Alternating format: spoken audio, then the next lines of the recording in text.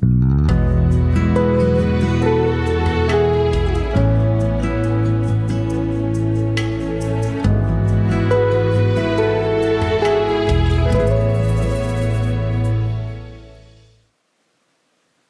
havana malala, isaorantsika be dehibe Andriamanitra ny nahafahantsika niaraka teto nandritra izay andro maromaro izay ary dia mbola ndretontsika eto miaraka amin'ity androany ity, ny amin'ilay tenin'ny tompontsika nanao hoe mba hanananareo fiadanana amiko.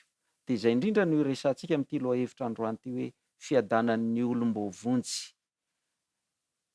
Manasanao mba hiaraka hivavaka amiko indray, hangataka tari-dalana avy amin'ny fanahy masina isika melohan'ny anokafantsika ny soratra masina. Hivavaka isika tompoko.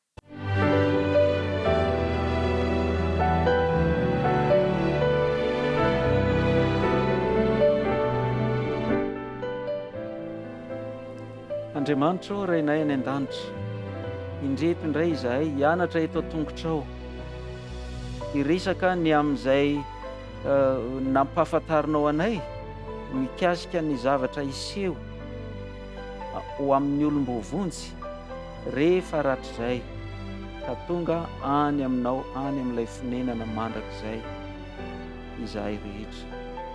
Andriamanitro, anao ny zavatra miafina tsy nambara, fa anay sy ny taranakay kosa ny zavatra izay nambara ao amin'ny teninao. Ka dia ampio izahay mba hipetraka tsara eo amin'ny fanambaran'ny teninao ary handray ampohan'izany mandritra n'izao fotoana iarahana mianatra izao.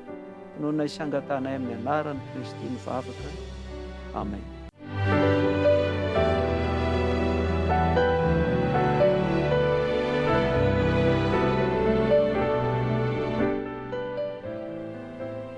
Ry havana malala, rehefa tena tonga any amin'ilay fonenantsika mandrakizay tsika, antsika vao tena ahita sy hiaina hoe ohatry ny ahoana ny fiadanana omanina Andriamanitra ao antsika any.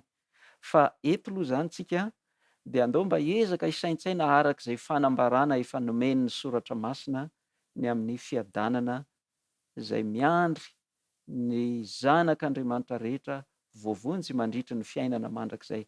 Ny Hebreo 1:10 dia misy fanambarana mikasika ny hoe tsara lavitra ny fiainana any. Izao no voalaza Hebreo 1:10 dia ny 9:9.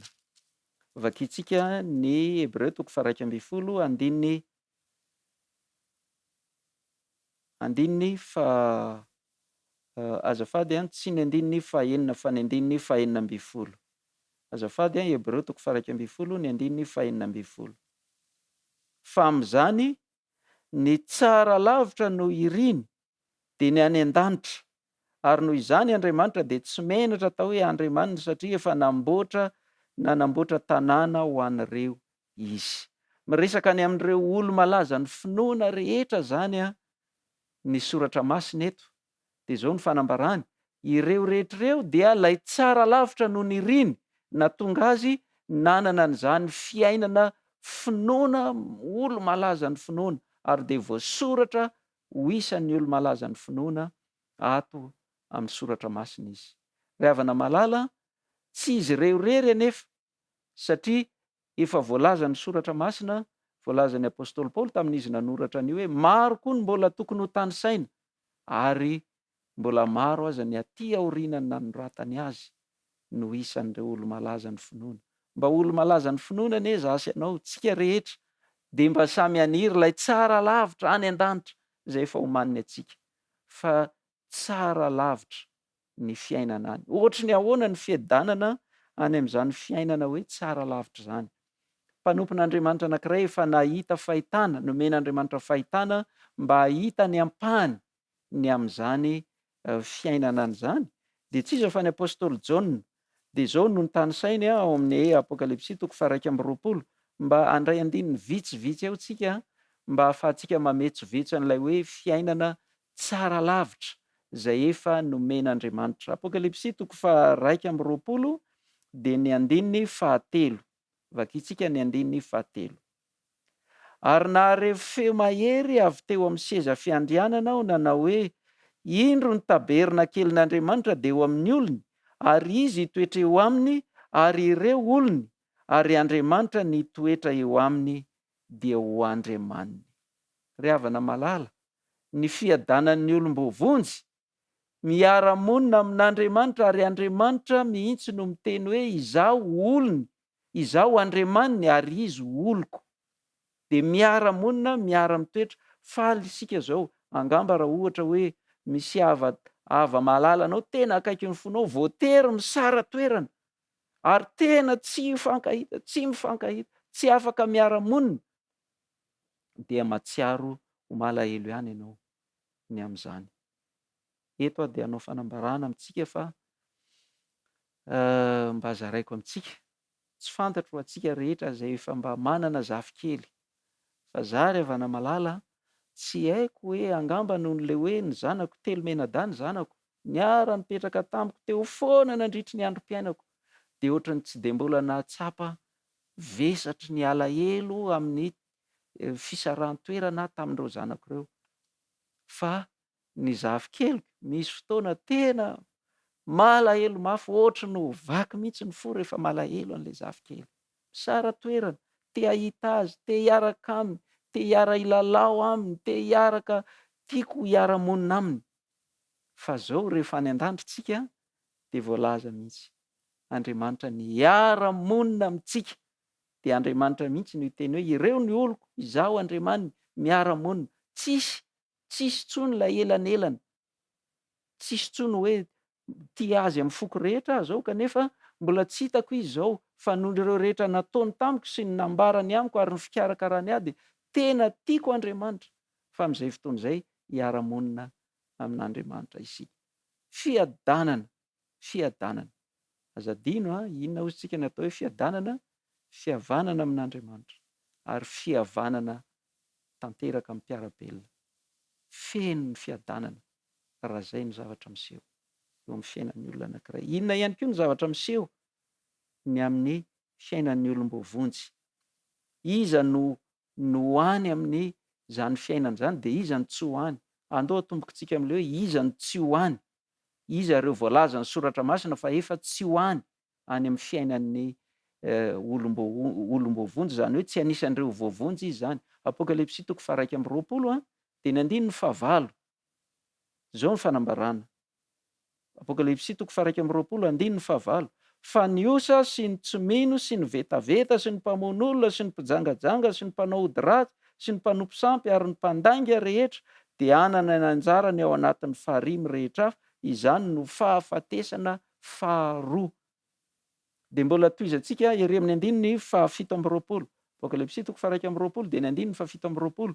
Mameno an'izay ny fanambarana tenenin' Jesosy ozy hoe ary tsy mba hiditra ao mihitsy zay tsy masina, na zay manao vetaveta, na zay mandainga, fa izay voasoratra ao amin'ny bokin'ny fiainana zay an'ny zanak'ondry ihany. Ry havana malala, tsy hiara-monina amintsika any intsony ny mpangalatra, tsy haniditra any intsony zany ianao hidina gadena na hidina lakile mafy fanalahidy, tsy misy an'izany intsony any. Ireo ratsy fanahy tsy hoany izy. Ireo ilay hoe hoe tsisy fiadanana ho an'ny ratsy fanahy, tsy hiaina amin'izany fiainam-piadanana an'izany izy. Andao hoe mba jerevantsika kosa hoe efa izy ary no namantsika any, iza no hiara-onina amintsika rehefa tonga any. Apokalipsy 4:20. Ravana malala eto zany de tiako ny mba hanindry kely.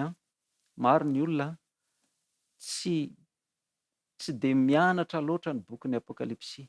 Somary manao ankilabao, manao ambanin-javatra ny fianarana ny bokin'ny Apokalipsy, fa satria hoe sarotra ny mianatra ao, misy zavatra mampitahotra ao sy ny sisa. Tsy ry hava-malala. Raha tena ianao hamaky sy handinika ny soratra masina, de ny soratra masina ihany no manazava ny soratra masina. Raha misy andininy manahirana anao amin'ny toko anankiray ao amin'ny Apokalipsy na ohatran'izany, dia ny andininy hafa zay mety ao amin'ny bokin'ny Apokalipsy na mety any amin'ny boky hafa no hanazava aminao inona ny hevitra io andininy io. Noho izany ilainao ny tena mandany fotoana mianatra ny bokin'ny Apokalipsy, satria io no boky natao ho an'izao vahoaka ny andro farany zao. Rehefa voasoratra daholo ny soratra masina rehetra, mbola nitondra fanambarana fanampiny Jesosy dia nampitainy ny rany ny anjely ilazany zany any amin'ny apôstôly Jaona izay tany amin'ny nosy Patmo, izay efa mba niandro mafy ny fiavian'i Jesosy, dia nomena azy ilay fanambarana. Zay ny hevitry ny Apokalipsy, fanambarana. Ka dia aza mora milavo lefina hoe sarotra mianatra boky ny Apokalipsy. Tsia, fanahin'Andriamanitra hanampy anao. Dia hitanao amin'izany teny rehetra vakiantsika zany fa fahazavana be dia be izay tena ilayntsika amin'izao andro faran'izao hanomana antsika ho amin'ny fiavian'i Kristy ny voasoratra ao amin'ny boky ny Apokalipsy. Ka banga zany tsy ampy ihany, tsy ampy, tena tsy ampy ny fahalalànao ny soratra masina raha manao antsirambina ny boky ny Apokalipsy ianao. Dia mba tsy ho tanteraka aminao ilay hoe ringana ny oloko noho ny tsy fisiany fahalalàna. Voalaza mihitsy aza, Jesosy mihitsy nilaza hoe raha misy manaisitra ny teny izay voasoratra ao amin'ity boky ity dia Andriamanitra hanaisitra ny anjarana any amin'ny hazona iny. Ka dia ampahereziko ianao androany mandany fotoana miaraka amin'ny fiasan'ny fanan'Andriamanitra hianatra ny boky ny Apokalipsy.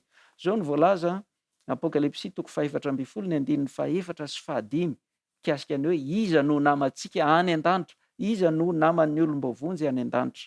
Apokalipsy 4:7 andininy 4 sy 5.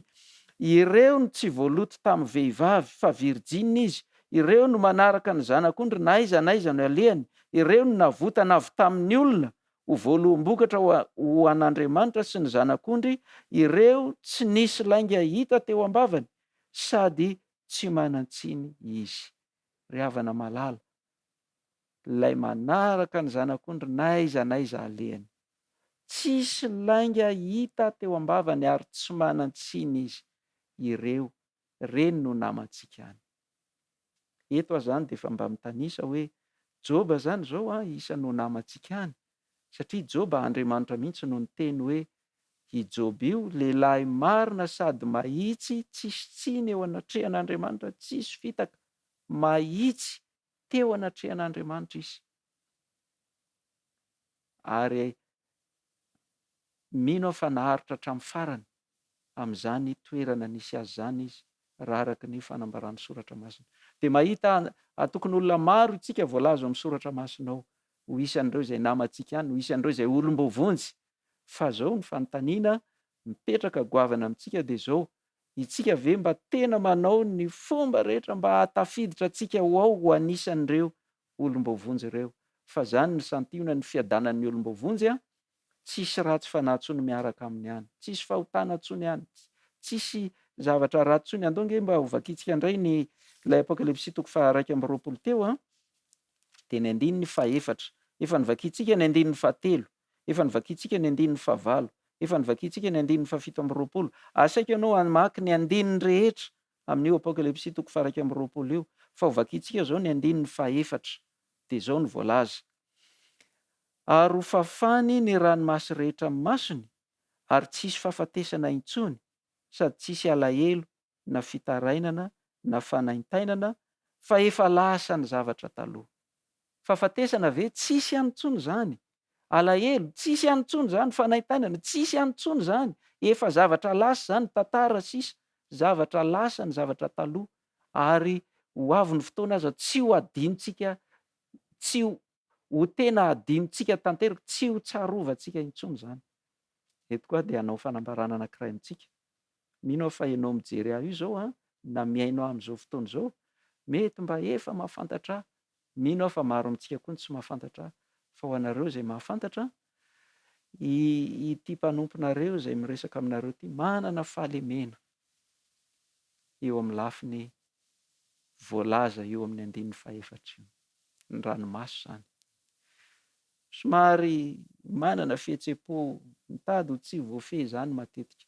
Isaorako be dia be Andriamanitra fa nandritry ny fotoana rehetra nizarako ny tenin'Andriamanitra taminao teto dia mba atao hoe voatazona tsara ny fihetseham-po, tsisy ny oatra ny tokony ho izy.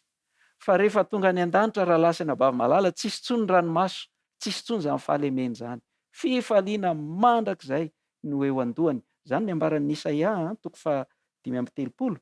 Andao nge vakiantsika Isaia 5:30. Mahafinaritra ny tenin'ny soratra masina.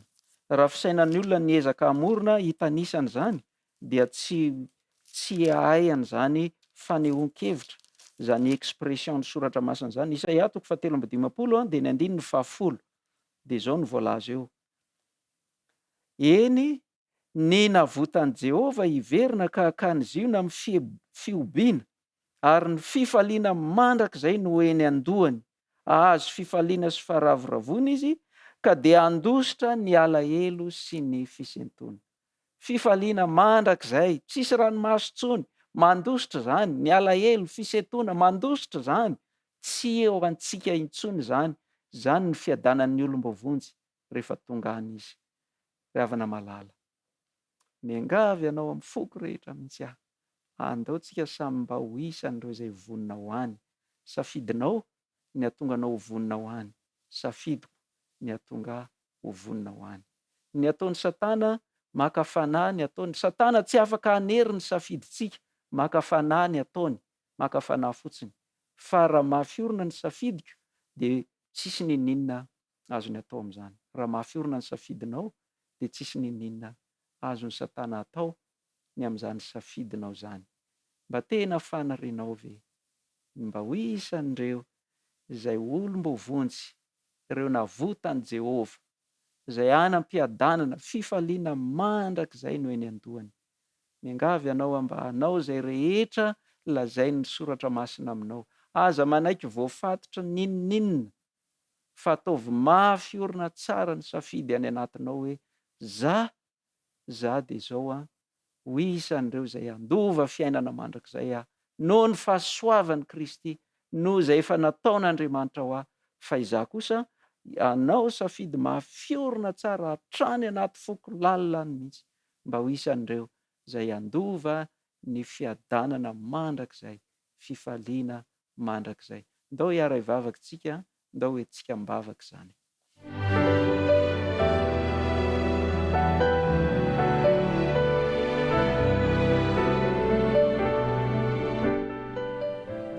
Andriamanitro rainay izany an-danitra, ho anao rery ihany eny ny dera sy ny laza ary ny voninahitra mandrakizay noho izay efa nataonao ho an'ny taranak'olombelona, noho izay efa nataonao ho anay.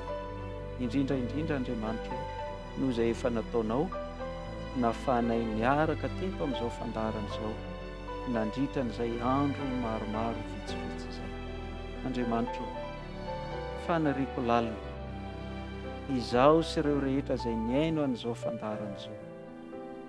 Andriamanitro, mba tsy hisy ho latsaka an-tany anie izahay ho tavela eto amin'ity tany ity, na dia iray aza, ary tsy izahay ihany, ny mpiray fanantenana rehetra, ny mpianakavy, ny finoana rehetra, ary ireo fianakaviana rehetra. Ianao dia efa nilaza hoe mbola misy aza any ivelany any, mbola tsy ato anatin'ny vala, fa mbola hoentinao ho tonga andian'ny ray izy rehetra, mba samy ho isan'ireo izay ho vonina hitsenanao eny amin'ny raonalanitra, dia anana ny fiadanan'ny olombavonjy. Andriamanitro, angatahako ianao mba hanatanteraka an'izany. Atoroy anay izay tokony atao mba hatonga anay rehetra samy ho amin'izany. Atoroy anay Andriamanitro ny fomba ahaizanay mifampahery sy mizara amin'ny hafa, mba samy ho isan'izay mpandova fiainana mandrakizay, mba samy ho isan'ireo izay navotan'i Jehova izahay rehetra. Ka dia matoky Andriamanitro fa ny fotoana niarahanay teto izao, rehefa tonga ny fotoana ka tonga any amin'ny fiainana mandrakizay nay, dia ho tadidinay hoe izay ilay vokatra, ilay fifampaherezana tamin'ny radio Aziz tamin'izany fotoana izany. Ho anao rery ihany niderany amin'izany rehetra izany, ary ho anay zanakao kosa ny fahasoavana sy ny fiadanana ary ny faharetana hatramin'ny farany eo amin'izao laharana nitsoina amin'izao. Noho nay sangatanay amin'ny anaran'i Kristy mivavaka. Amen.